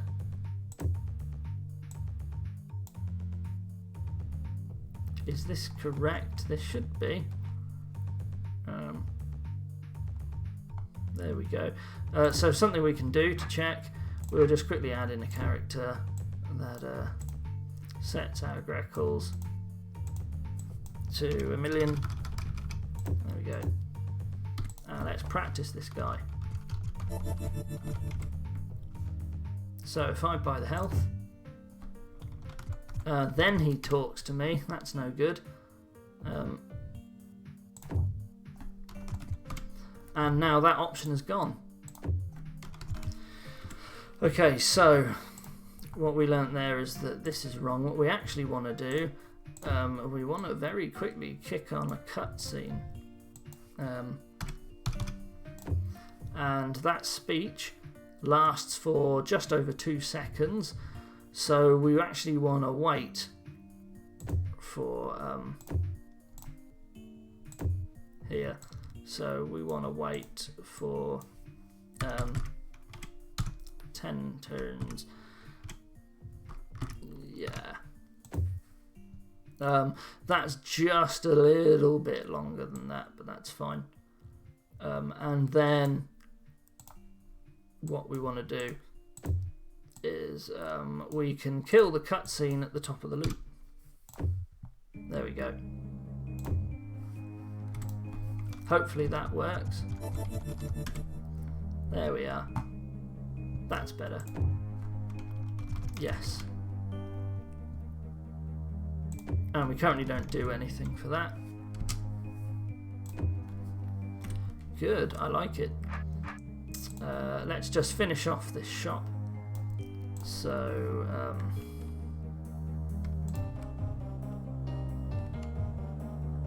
right, and you can't enter this area of the code if you haven't got enough stuff. So, this cost 50 for now. Set var yellow keys, add 1. Then we just remove the item. This should be simpler. There we go. and we're going to remove that item, and we're going to remove yellow keys. Nope, not that one. Beat shop, yellow key, make sure we do that right. And then this simpler if here, and what did I decide? That was going to cost 125. So if your money is more than 124, then actually the player's green keys goes up. We remove that item and we decrease green key by 1. And now we should be able to check this is all working. Nope. What did I do wrong? I didn't set one of those. Set var. Green key. Right, that's what we did wrong. That went to the wrong script. Yeah. Because this isn't large enough to see where it's actually going. Because this window is too small.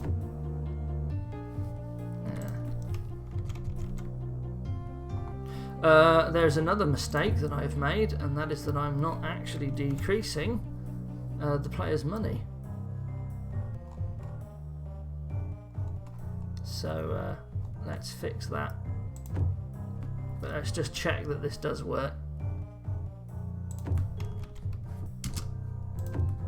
And now if there's nothing, I'm all out of goods. You're my best customer. There we go. Excellent. So let's just quickly add in, add the health -1, and we should do it up here. So we're going to add a command for players' grackles, and we're going to subtract 30.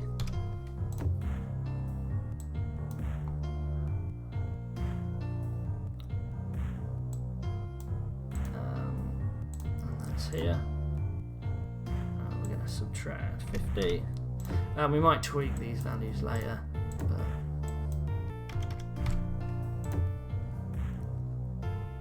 great. Oops.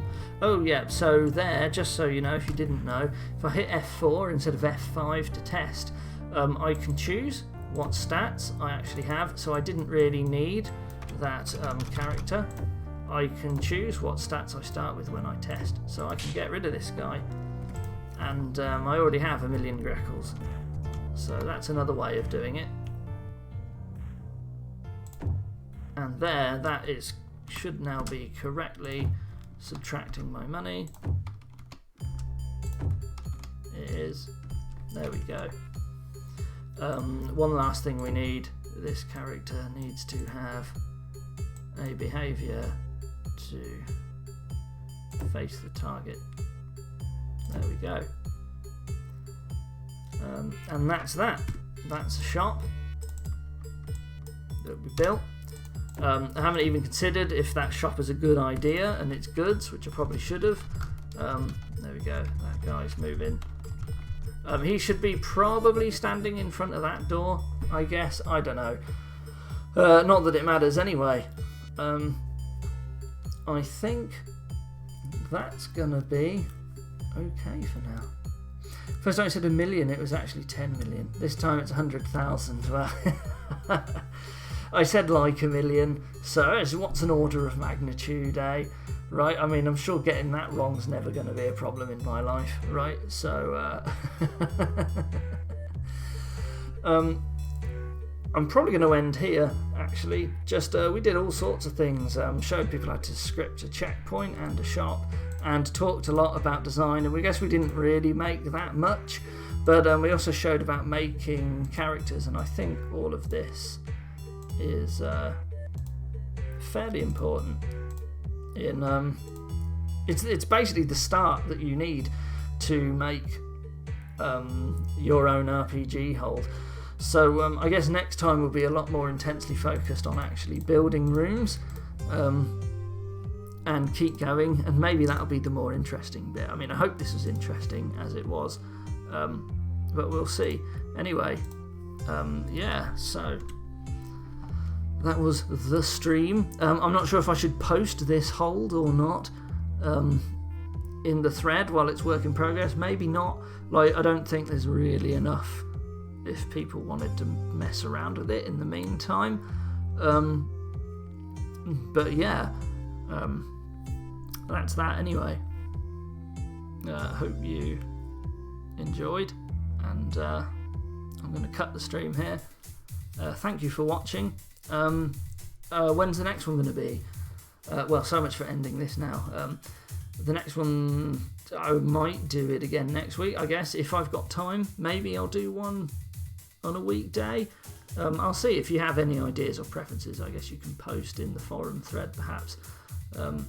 Anyway, cheers for watching, guys, and I'll see you later. Bye.